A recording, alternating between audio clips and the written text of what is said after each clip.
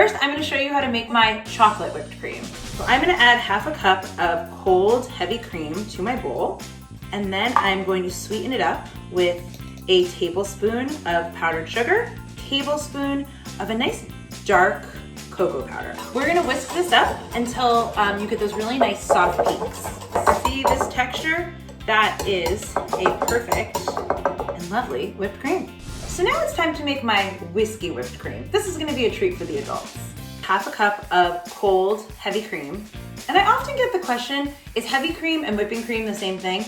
They are. I'm going to put a tablespoon of powdered sugar and, cheers, a little bit of whiskey. Let's whisk away. Get it? Whiskey.